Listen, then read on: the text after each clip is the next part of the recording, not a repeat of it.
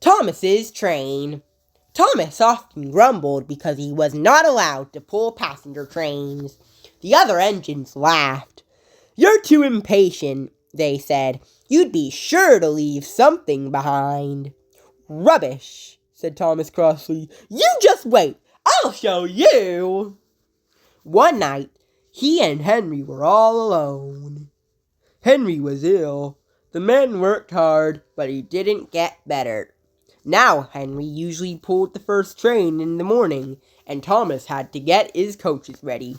"If Henry is ill," he thought, "perhaps I shall pull his train." Thomas ran to find the coaches. Come along, he fussed. There's plenty of time, grumbled the coaches.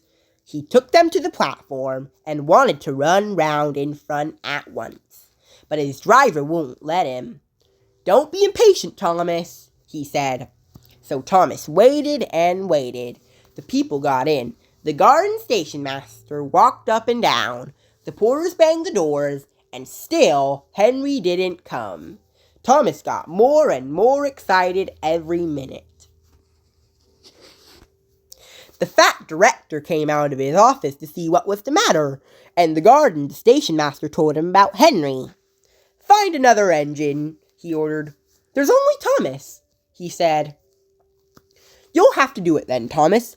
Be quick now." So Thomas ran round to the front and back down on the coaches, ready to start.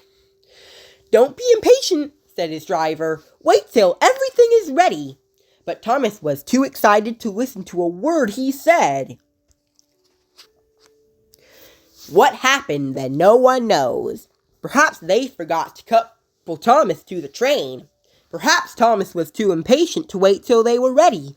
Or perhaps his driver pulled the lever by mistake.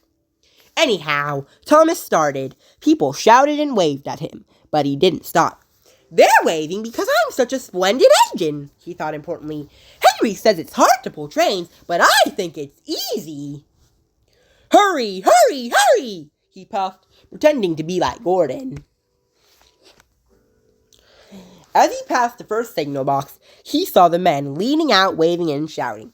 "They're pleased to see me," he thought. "They've never seen me pulling a train before.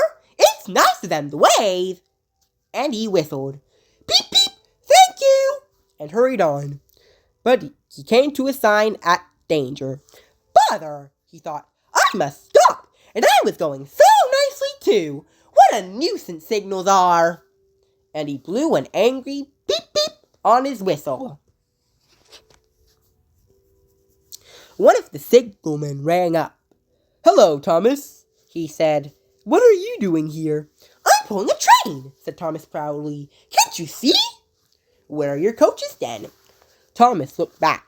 "Why, bless me," he said, "if we haven't left them behind."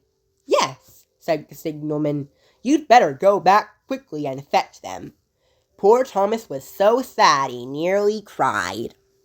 "Cheer up," said his driver. "Let's go back quickly and try again."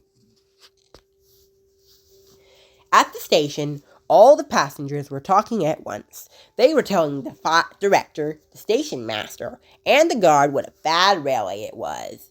But when Thomas came back, and they saw how sad he was, they couldn't be cross. So they coupled him to the train, and this time he really pulled it.